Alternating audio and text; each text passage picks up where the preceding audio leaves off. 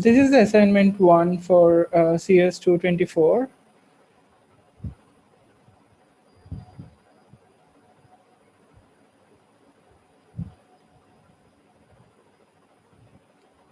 So if you didn't get a chance to go through that yet, they have shared a notebook here, which most of the code available, and they have left some parts of the code which has to be filled in and finished.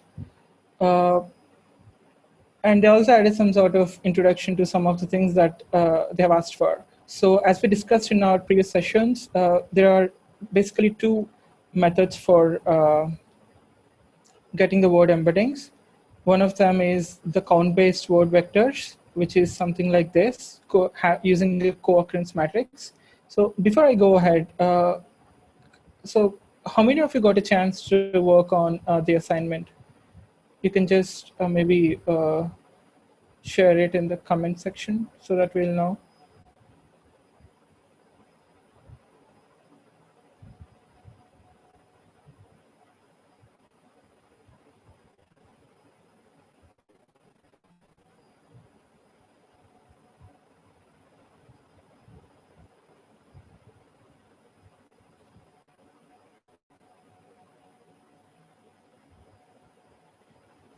Okay. So most people seem to have started, but didn't finish it. Even, okay, so Vikas says that he has finished it. So Vikas, hi. So I tried to go through the assignment, and I finished the part 1 of it, and part 2 is where they started using word to vec. I'm yet to finish that, and this was the progress which I made last week, and I couldn't work much on it this week as I was busy with few other things. So Vikas, would you be able to present today's assignment? Oh, okay. I'll try. I did it like so. Yeah, fine. I'll try to. I did Sure. not No. schedule, so maybe I'm just opening the link. Yeah. No problem. Sure. So meanwhile, I'll just uh, present what I have done. So here we have a co-occurrence matrix. This is simple to visualize, where we have two documents. Document 1 has the text, all that glitters is not gold, and document 2 has the text, all is well that ends well. So the first part of the exercise is to build a co-occurrence matrix of this sort, which we see here on the screen in the middle. We have to maintain a count of the co-occurrence of the words depending on the window size. So if you see here, these are all the unique words that are present in another text corpus, which is called Reuters News. And it is just to visualize. And here we have printed all the distinct words in that text corpus. So the first task is to sort of print all the distinct words in this, whatever we see here. From this list, from this text corpus, we have to print out all the distinct words. This part is kind of simple. So even here in the assert section, we can kind of reuse the same code here. What we're doing is we are getting each document from the corpus. We have used list comprehensions here. The way this works is we are getting each document from the corpus, and for every document in the corpus, we are using the set here. What set does is it takes a list of numbers and it removes the duplicates of unique words. And since that's exactly what we want. So, and we're going to sort them using the function sorted. This way we are going to get the list of all the unique words in the text corpus, and then we are going to find the length of the words as well, and that's what this function is going to return. This is the first part of the assignment. And for every task, they have some sort of assertions, just to have some sort of tests in place to make sure that the code is working and it passes all the tests. So here we can see that whatever code we have here for distinct words that is being tested here, they have taken a test corpus, which is nothing but the two sentence examples that I have shown you before. And for that, they're using this method that is defined here and the one that is coded by us here. And they're going to get the unique words and the length of the unique words. Then what they're going to do is for the same example text sentences, they're going to, they have the correct answers here, which are stored in these two variables, answer test corpus words and answer number of corpus words. And then they're simply going to compare the correct answers with the answers given by the method using the assert method. So since if there is any error in the code, we'll be getting some, the assert method is going to throw this error, incorrect number of distinct words. And yeah, these two are the tests that are there in this part. One is to check whether all the unique words are the same or not, and also the length of the unique words. Quick question, Avinash. Do you have any idea why sorted is being used? Why yes? Why is sorted being used? Like, why do we need to sort this data? Yeah, I think that could be because they just want it here. If you see here, it's maybe they just wanted. I think it's mentioned here if I remember it right. I could only understand that maybe because of the assert and testing conditions they needed it, but I don't know if I'm missing something. Yeah, I think one reason could be if that's not the case, the words might be in different order, which may not match with the answer that they have defined here. And even if the words, the unique words are the same, just due to the order, the assert test might fail. Right, so purely for testing reasons then. Yeah. Okay, sounds good. Yes. So then what we have is we have to generate the co-occurrence matrix. And this is the code here. What we need is for every word, depending on the window size, we have to get, if the window size is of 4, for every word we have to get 4 words on left side of the current word and 4 words on the right. So that's what we're doing here. We are iterating through the corpus, and for every index, what we're doing is we are setting something like left boundary here, and this is just a condition check, window size, current index minus window size, because you don't want the index to be in negative. So if it is negative, we are setting it to 0 so that we are starting with 0. So that's why that's how we are getting the left boundary, and then we are getting the right boundary using the window size plus 1, and the current index, which would be, if you're starting with 0, then the right boundary is going to be 0 plus the window size 1 plus 1. And we are using some sort of list slicing here for getting the outside words or the context words. And the center word will be the word which is at the current index. And we have above here, which word to indices contains the word and the index of the word. And using that, we are going to get the center index here. And every time the words co-occur, we are going to increment the count by 1. And then again, here we have a similar cell which checks for the results. We have another assert condition here. So this again, we have this code here, which is trying to do the same thing as the above. It takes the words that we have here, again, in these words, we'll be using the same two sentences we have seen above. We have all these indices and answers here. And so yeah, so that's how they're using some sort of assertion checks here again.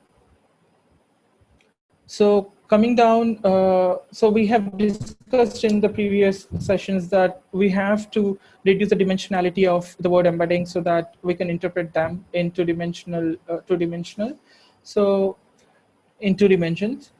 And for that, we are using this truncated SVD. So this is sort of a standard code from sklearn. So we'll be using that, and we're going to set the k as 2 here, since we want the dimensionality to be 2. And then we are going to fit the SVD model. So once that is done, we have another similar condition check here. So maybe watching the plot. So I just tried to run this just before I started sharing my screen. So this is one example here where they're trying to visualize the words, and these are the kind of word embeddings that we got here. So we have, these are all the words that we have: barrels, BPD, equator, energy, industry, and few other words. We see that the word oil is is totally separated from the other words.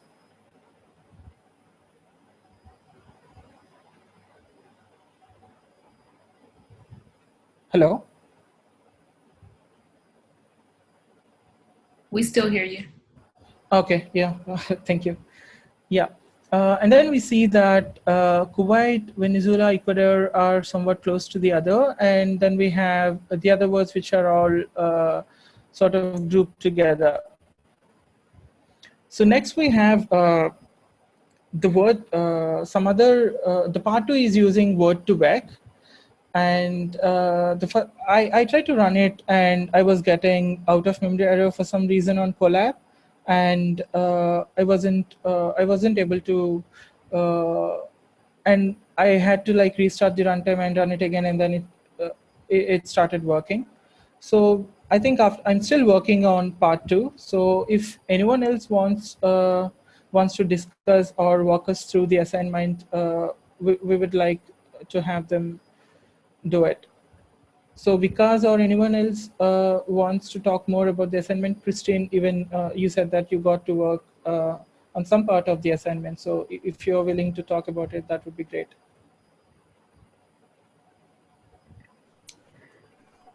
I think someone else got a little farther than me.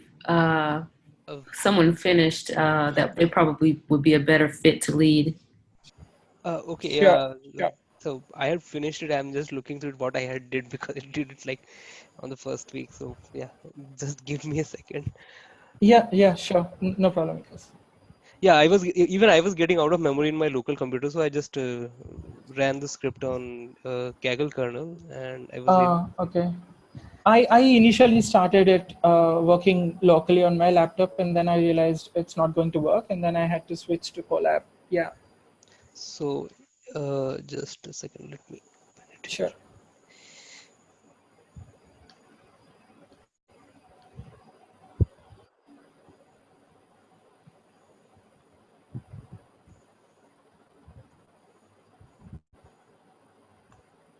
So meanwhile, did anyone get a chance to, did anyone get started with lecture 3? It's, I think Rakil had, he had already gone through lecture 3, and he said he'll be discussing more about it if we have time today after the assignment. If you've kind of done the fast AI lectures, I feel is very similar to the basis of neural networks, kind of talking about the forward propagation, ReLU, and that kind of stuff. Just, yeah, that's kind of the reason why I said that one was I think we should be able to go through that quickly. Yeah, so that's more about neural networks and all. I went through the slides quickly, and it's the basics of getting into it, yeah. Yeah. And then there's some amount of theory involved into taking Jacobians and that kind of stuff, which I think, yeah, I'm just Okay. going to run over the formulas for that and not look into the Yeah. derivative. So How about okay. So for the Jacobins and all, I think the maths paper by Jeremy Howard, I think that should cover all those things. yes, yes. Yeah. Yeah, okay. So I'll be directly sharing it from Kaggle because I don't know when I'm converting into HTML, some images are getting, they're not very clear. So Sure, Vikas, go ahead. okay, I just stopped sharing, yeah, so yeah. you can. Yeah.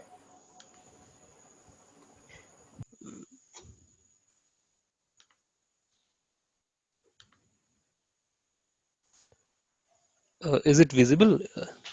Can anyone confirm? Yes. Yeah. So basically, I'm starting from where Avinash left. I'll just go through this part fast. So basically, the functions are already defined here, and it basically pulls a number of words from this API. And yeah, here where it took me a lot of time to get it to download it. Maybe I tried it like 5-6 times, and it got downloaded. Maybe even Avinash was having problem here. Basically, it uses the word embeddings to reduce the dimensionality. And so if you I mean after we go through this, we have to directly just run it, nothing else, nothing new to do. So now we see here, this is the final thing which we get. So we see the plots, the plot is a bit different from what we had there. And uh, let me recall, I think it reduced it to some 300 dimensional to k dimension. Now here also we are taking k is equal to 2. But because maybe because the size of the data and number of words what we are using, and the number of variables which were being captured initially through 300 vectors, 300 dimensions, and they are getting captured in a like in 2 dimensions, obviously there will be a lot of compromises there. And so you might get, if you take a different seed, one might get even a different picture there. I did not play a lot with that. Just a second, I got something on chat here. How do I check chat? Okay, so yeah, so this was my interpretation that like the clusters were uh, different. I mean, differently. The clustering was a bit different, and the energy and industry are right now clustered together. That was my interpretation there. And so yeah, so I can't see here. The images issue is there still. Now we go to further. We go to polysemous words, where they can have like. Uh, I mean, I have to see the directly in the meaning itself. Uh, so which are 10 most similar according to both meanings. Okay, so does anyone recall what is the polysemous word? I can't recall exactly what. Basically, one word having multiple meanings. Okay, okay, okay. Yeah, That's why yeah. it has like leaves over there, which can mean the tree leaves or someone leaves some building. Oh, yeah. So things which I tried were like pole, beer, lap, book, mouse. And so suppose if I take beer as one of the words, so I see beers. I think it refers to a verb here, or maybe even a noun. Not sure. Grizzly is a beer. Boat definitely to a verb. What is brewing? I have no idea. And even this I have no idea. Maybe moose is something related to beer because they live in the same geographic region, something like that. And yeah, further goes to for synonyms and antonyms, and where we have I think this was shown by the professor in his class itself, something similar to that.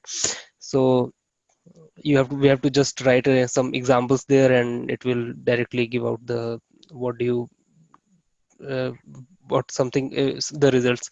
But however, there was one thing different here. So if we have this good, generous, and bad, obviously good and generous are similar in meanings, and good and bad are like very different, opposite in meanings, antonyms.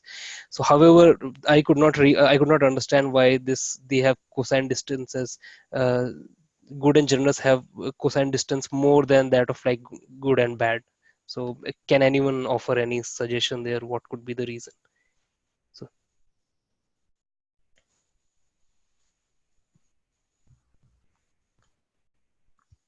I think from my understanding, this is kind of the drawback with word2vec because you're using just the context words.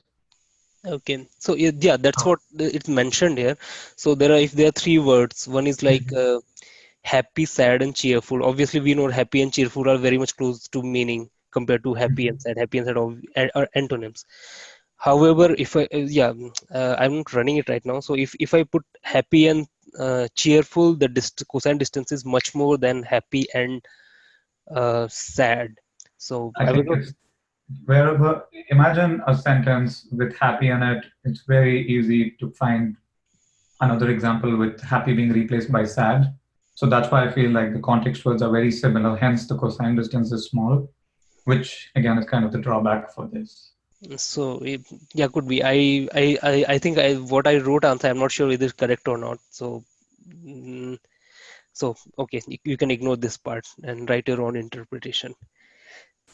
Now further, the exercise talks about analogies with word vectors, and so like if the one which was talked in class, like man to king, when then woman is to what, so the answer is queen. So similarly, I tried certain new things. So I tried woman to prince negative, or what I was trying, I'm not sure exactly. So basically, yeah, I played along with it and I tried what results do I get. So this is all we don't have to do anything here. We have to just put some words and maybe play along with it, and don't have to do anything. There is no code to be added here. So, and if the GenSim, that data is downloaded, then I think it's pretty easy to go through it. It's more of like to get the understanding. So only two things are there to like, you have to replace these words. So that's it. Yeah. Now, okay, what was that? Analogies. Okay, so yeah, similar kind of things, like if winter, uh, if we have summer as opposite of winter, then what should be how should hot be related to winter? Yeah. So the answer is cold here, which is like predicted very accurately, like around 0.58%. But yeah, there is 0.5 with 0.52% probability. There is also like this hot there. So yeah, this is could be one of the shortcomings. But it has all the cold has the highest probability here. So still correct. Isn't this a disadvantage not just of Word2vec but of all of these kinds of libraries? Isn't that correct, or does something solve it? Yeah, I'm not sure. I haven't like gone till that yet. So this is one of the things. My scope has been here. I'm till Word2vec now. So further exploration. Maybe someone else can answer. Maybe Avinash can answer. Sorry, what's the question again? So well, yeah, sorry. Yeah. So the issue is that when you have a word like cold and you're looking for similar meaning words like, chilly or frigid, hot is closer because it is more likely to be used in exactly the same way and sort of in the same position surrounded by the same words as cold. So the question is, that's a shortcoming of Word2vec. Is there anything that solves this, some alternative to Word2vec, or isn't it just, or not?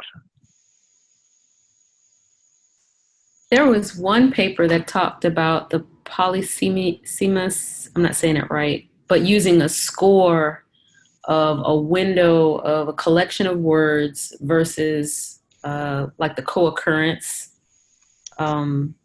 Let me see if I can find the link to that. Someone shared it during our last call.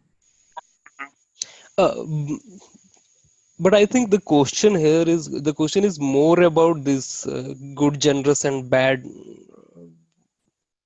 about the cosine distance between these three words. Am I correct? Right.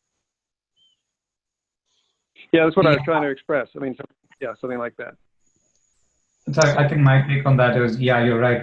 I think this is kind of a limitation with word2vec or glove2vec. I think, which was not a deep neural-ish approach. Once we start getting into that, you start not just looking at context, but you have some concept of state. But yeah, I get your question totally, which is if you replace cold with hot, the sentence would still make sense. And that is also a frequent sentence. So I think when we get there, we'll kind of get to see if it works or not. So if this is my explanation why it could be happening, I'm not sure whether this is correct or not. So any thoughts on that? Like maybe good and bad are on the opposite sides, but maybe the distance is lower because of the extremes. The intensity of the total value of that vector, not only the direction. So the one example I have given is like 1 and 5 are further apart than 1 and -1, even though 1 and -1 are on opposite sides. I think I would think it's very little to do with that. I mean, it's sort of tangentially related, but I think it just has to do with what we're doing. And what we're doing is we're looking at, distance of words to one another and sort of their how frequently they occur around one another. And therefore it's going to have no idea of, of sort of shades of meaning or anything like that. I mean, it's a lot more likely for me to go, I woke up this morning, I didn't feel very good. Or I woke up this morning, I didn't feel bad. Then I woke up this morning, I didn't feel very generous. So I think it's because it's doing that as a calculation. That's why those things are going to be, they're going to kind of have no particular relation to what the meaning is that's being suggested. Because there's no, it's a little bit just because of the word positioning. But I mean, I think it makes sense that this is what we'd be getting.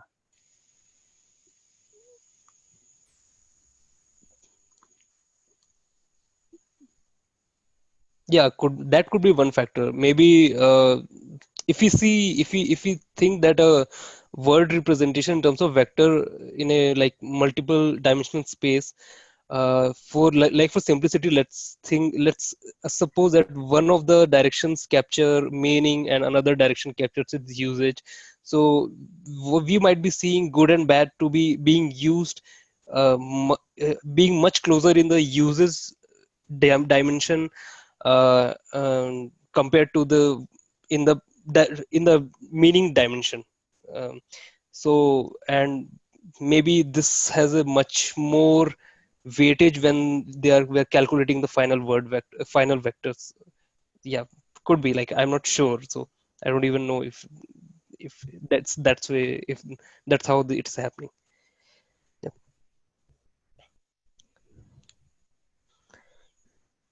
So, like, any other thoughts on this, or we can go further? Like, okay, I'll just move.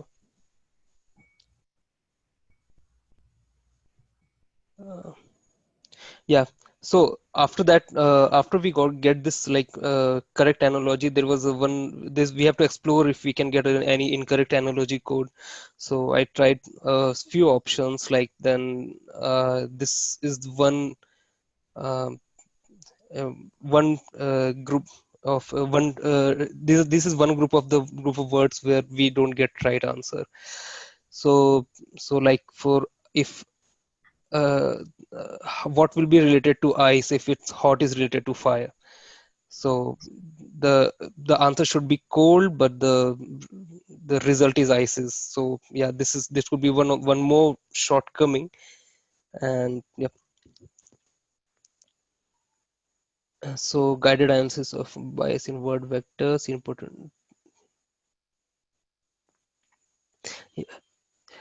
Okay, I think this is the bias which results from where the word vectors are being generated. So if we see that if boss is related to man, what will be related to women? Uh, so we get bosses, managers, something, and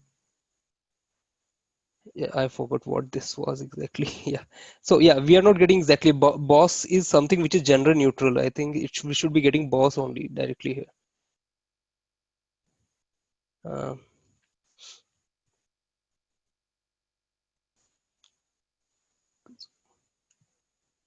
again, That's interesting. yeah. So That the word manageress came up. is it even a word? I'm not sure. I think it's. Can someone I confirm? never heard it. You have heard? Okay. Okay. We have No, managers. I haven't.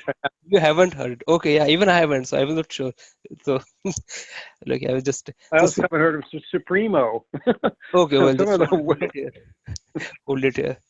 What is Jane Danson? I think those are all people's names.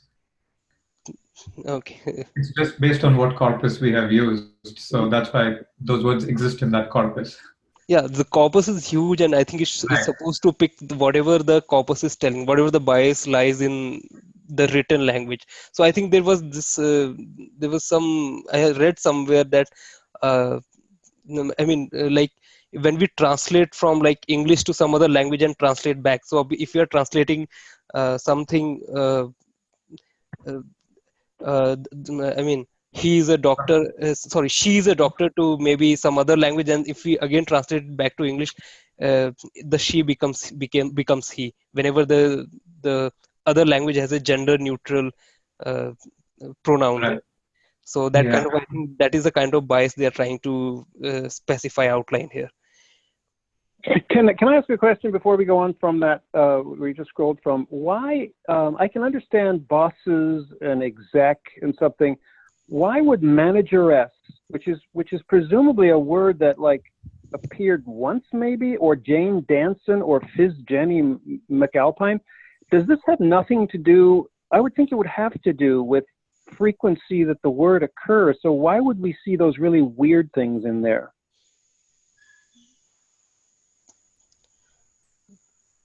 Like Coronation Street actress is another one. Oh, so I see managers is a word, yeah. Woman is in charge of shop or restaurant. Okay. It could be that the frequency of occurrence may be low, but you have to think of this in terms of cosine similarity. So if it's generated a vector, all that you're looking for is a vector that is close by. So hence this is kind of showing. So it would have no conception of frequency, just of like that word manageress appeared in a sentence or two, which was very similar to the vector of the target word. So I think if you go back to what you're saying, frequency is initially taken when you're kind of building your corpus, right? When you're building your corpus, you kind of count the number of times, let us say Jane Danson occurs. Then you have this other step where you say, if a certain word occurs less than 10 times, don't bother. So this seems to have passed that test also, and it got included in the corpus. Now, once it kind of got included in the corpus, you made all the calculations and you calculated these these vectors. Now all you're trying to look is how far is one vector from the other vector, and I don't think now frequency is taken into account at all. Now it's pure geometry as to how far one vector is from the other vector. Yeah, and like also even this, I checked this Jane Danson and Jenny McAlpine. They are related to Coronation Street. They're both of Coronation Street. I think the actresses and characters. So even that is like something surprising why they are coming in this how it is related. If anyone watches that, then maybe they can answer if something storyline tells you. The other point to kind of keep a note with word2vec when I was reading a few articles was that we always talk about context words. So there is no concept of the word coming before or after. It is just somewhere in the neighborhood. I think that was one main takeaway. And the other takeaway was the drawback of this is that there are a couple of tricks that have been used within finding similarities. Apparently, when you did that, man is to king and woman is to what, you didn't get back queen initially. Actually, what happens is I think you get back with a higher probability man, king, and woman back first, but then they have gone and added an extra piece of code which says do not return the 3 words in the analogy. So yeah, there are a couple of things, nuances, and yeah, that the paper kind of doesn't reveal. So those are things to kind of take with a grain of salt, I guess. Mm-hmm.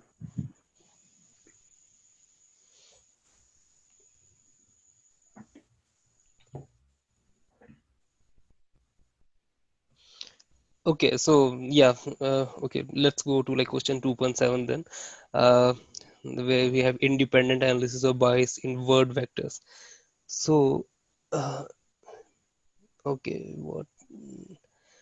Yeah, so what will be related to girl when if Superman is related to boys? So the answer is superhero. There is no Supergirl here.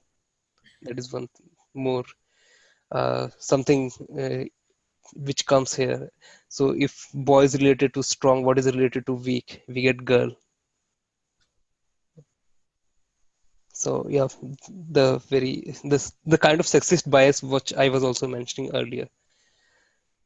So even I think not even toddler or something, but directly. So it gives girl as like the highest probability.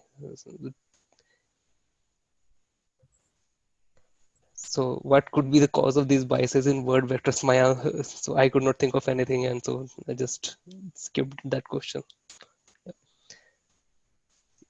I think it's like what you've written, it's the reflection of the training data bias. Yep. So yeah, that could be what in generally what is used. Uh, so whatever we train on, that's it reflects the final results will reflect whatever we are training, uh, the data on which we are training. So that's what I think it is. If anyone has any more thoughts, maybe they can say.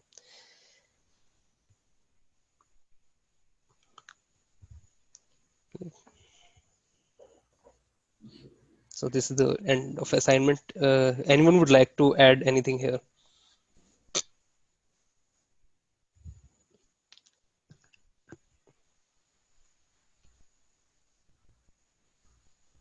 I think the important thing with this one is how you, just to know what cosine similarity is, how we are calculating how these vectors are close to each other or not close to each other. And then, yeah, what the drawbacks of this method are. Those were the two main takeaways for me from this book. Totally, yeah.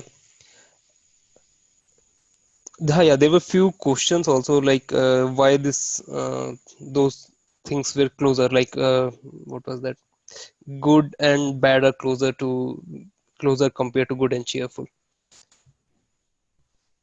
So okay, fine. Stop sharing. If anyone has any questions or if they want link to this, I'll just make this notebook public on Kaggle, or maybe yeah, I'll share a link then.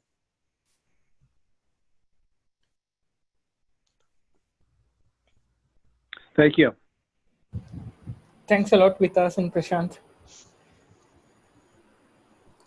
Thanks So a are lot. there any yeah, thanks. So are there any questions to Vikas or anything related to the assignment? Oh yeah, quick note. Last time we were discussing about the co-occurrence matrix. I posted this on the channel. I don't know if everyone saw that. The question was why the diagonal elements are not 0, whereas in the test case, they're showing it to be 0. Does anyone kind of remember that question? Yeah, Yeah. so I think I replied to what you put. Right. Okay. Yeah, So just wanted that out there. yeah, can you elaborate more on that? I think I have not understood it completely. What you were trying to say there. Does one of you, do you mind sharing that notebook and pulling that out? Can I share mine? If you can share that screen and pull that sheet up, then probably we can kind of discuss. Just a second. If anyone else is sharing, or else I'll just share. You can go ahead and share the screen because I think Yeah, it's open now. Yeah. Okay. Just a second.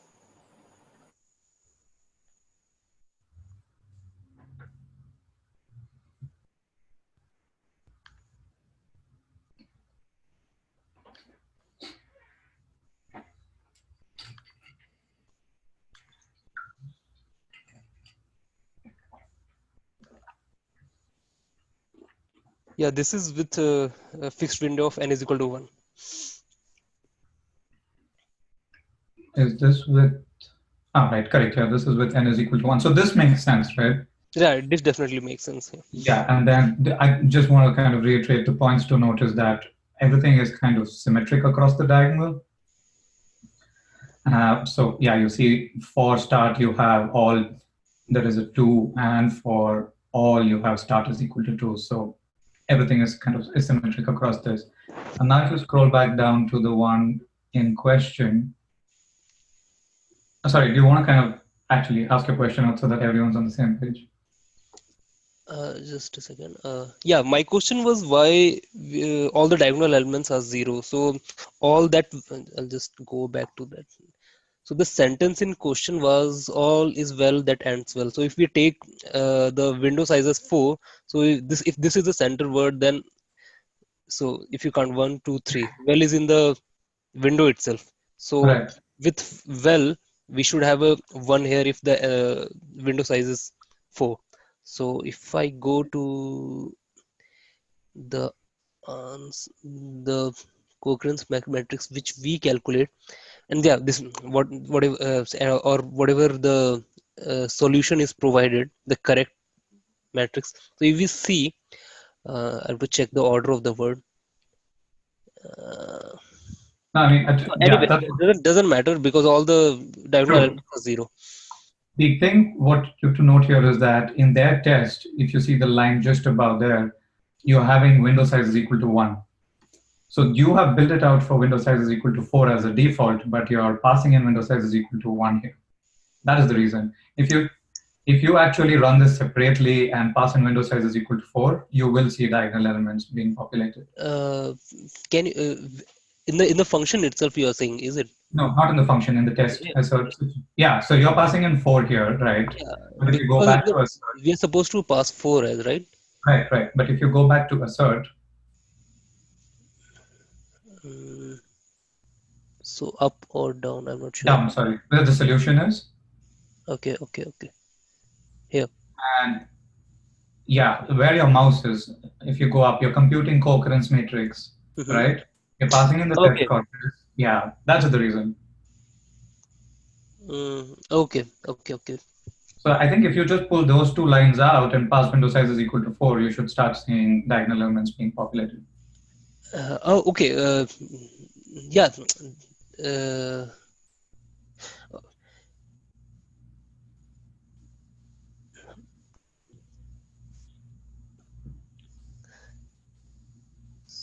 okay. That is the case, right? Right. So Yeah, I was also getting, well, having a hit actually. And then I was wondering what was wrong. And then, yeah, that makes sense. So that was kind of. okay. So we should be getting that, like.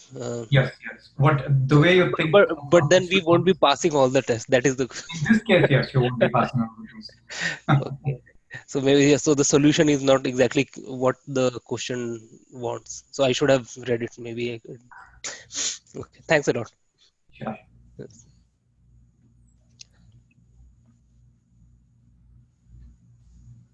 So if like anyone else have a question on assignment, or I'll just unshare the screen.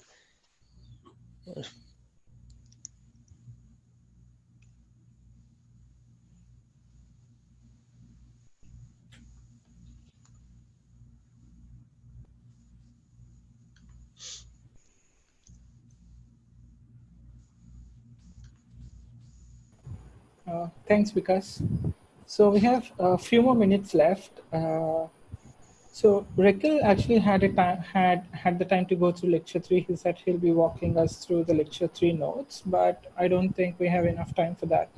So I just wanted to ask, like, what kind of projects any of you people have in mind to work on related to this course or NLP in general?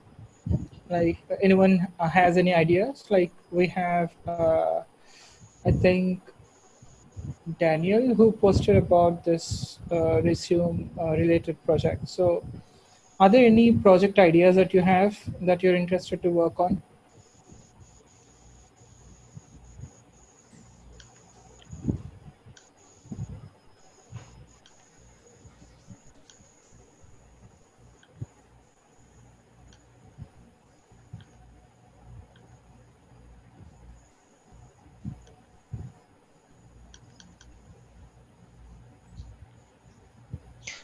I think there was one standard thing which was mentioned in the class itself, like the answering bot, something like that. Yeah, Yeah, yeah. So yeah, that's an interesting one. So I know we haven't gotten that far into the course yet, but that is one of the things why I started taking this course actually.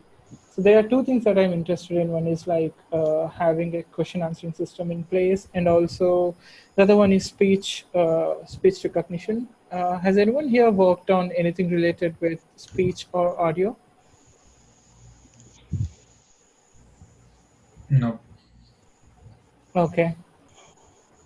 The project that I kind of had in mind was for people who have kind of seen the FastAI stuff. If you remember the Rossman uh, notebook that Jeremy shares, they use this trick of using embeddings, which is basically like the word2vec embeddings, but you build them for each store and etc. etc. And then you kind of have recommendation systems based on that. So we have learned recommendation systems based on collaborative filtering.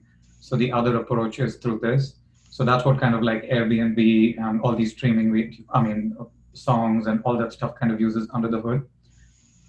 In one of these notebooks itself, or somewhere around, I found a great explanation. Let me share that link. So that is kind of what I'm interested in.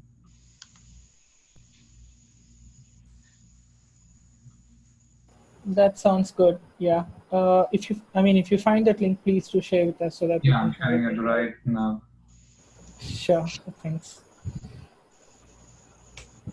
That is from Airbnb, and yeah, the only tricky thing is finding a data set for this. I haven't dug deep yet. Okay. But yeah, this is what I kind of would like to work on. More real life pertaining to kind of the work I'm doing too, so it kind of gels along with that. But that's my bias. word. Okay. Yeah. So Christian just shared Raza. So I'm actually working on building a virtual assistant, and I'm using Raza for that, which is very good. So it's sort of similar to Dialogflow or Microsoft Azure's Louis, if you have come across those platforms. While they are proprietary, Raza is totally open source and it's free to try. So if you're interested in building conversational bots or assistant kind of applications, I think Raza is a very good platform. So it's while working on this idea or project that I thought. So for this virtual assistant that I'm working on right now, I'm using Google Speech Cloud API, which is very good, by the way. But the problem is, since it's a cloud API, there is some sort of latency that the user observes for every query that he speaks. So just to avoid that, I thought I need to have some sort of on-device ASR, automatic speech recognition system in place. So that got me started with this, and also like the virtual assistant will be needing a question answering system, though it would be more of a closed domain thing rather than open domain, which is very complicated. So yeah, these are some of the ideas or projects that I'm interested to work on. And if anyone else is interested in the same things, I would love to collaborate and team up. Are you looking at both the paths right now, Avinash? Are you doing the speech recognition as the first phase and then doing the question and answering too? Or are you going Yes. backwards? Okay. I don't really think I can work on both the things at the same time. Yeah, so then which one are you going forward first? Yeah. So currently I got started with the speech thing. So yeah, so coming to the speech thing, there are like you must have heard about deep speech. Firefox already, Mozilla already has TensorFlow implementation for that, which is readily available on GitHub. So I have tried using a pre-trained model, and the thing is, it works quite well for American or the proper English speaking accents, but when it comes to Indian English, it doesn't work that well. So yeah, so the next step for me would be to create some sort of speech data set with Indian English speakers. I'm thinking maybe I could use something from YouTube, which has proper English captions, maybe. So yeah, that's where I think I'll get started. Cool.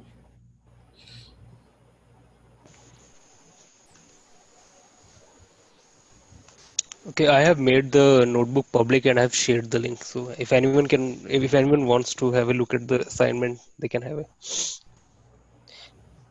Sure. Thanks, Vikas. Thank you.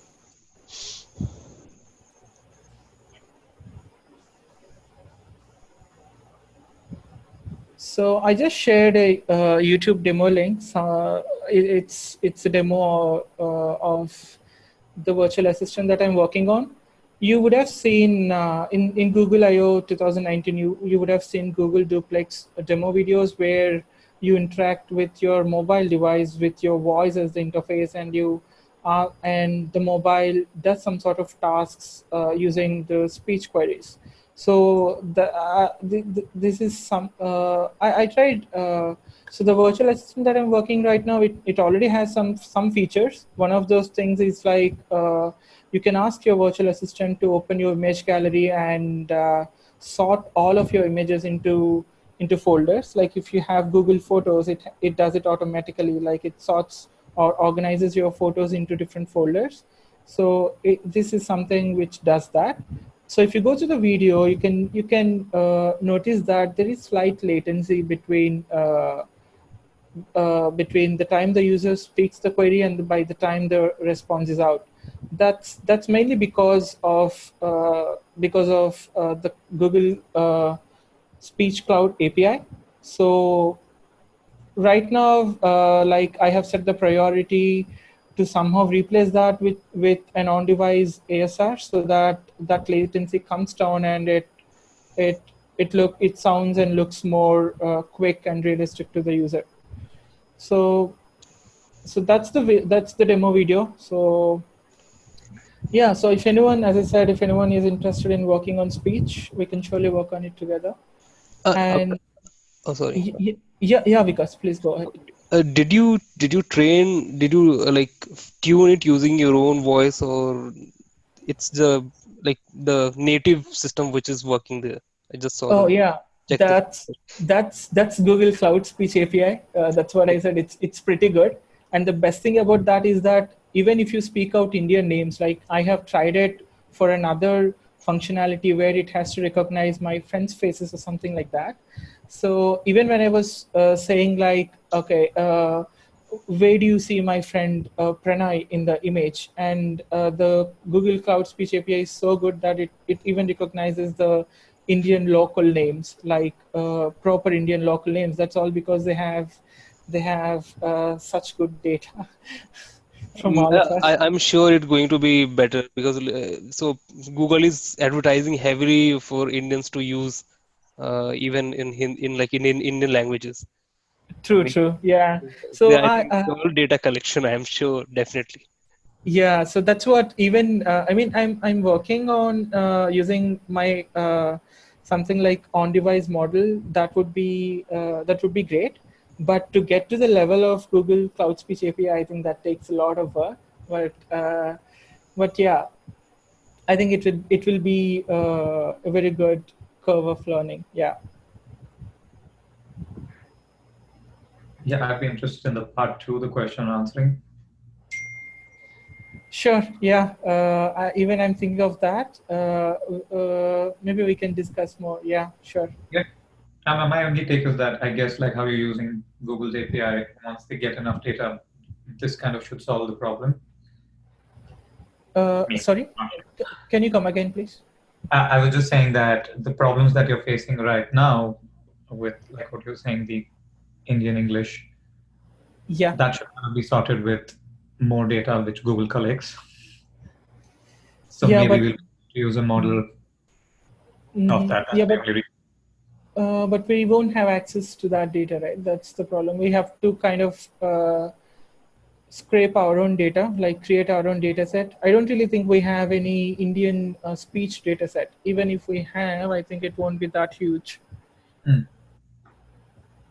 Yeah. Cool. So the Google Cloud Speech API, on the other hand, is we don't have access to any of their models. It's just an API call, but as we can see, it works very well.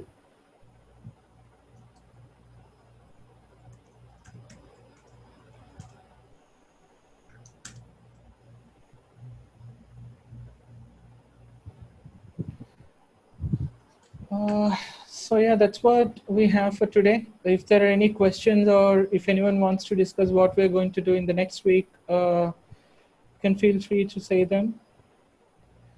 So maybe next week we can ask Rikhil to contribute for lecture 3 discussion. Yeah.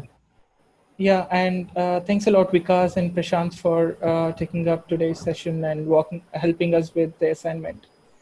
Thanks, Avinash. Yeah. Just kind of a heads up. If you guys are going through lecture 3 and you have questions, start posting them directly in Slack so that we can get directly into it when we get into next week's presentation. Yeah, that's I think is a good idea. Like we can maybe discuss some questions even before the session starts so that it helps everybody else. Yeah. Yeah. It kind of helps me also prepare as to what kind of questions people are asking. So yeah. Yeah.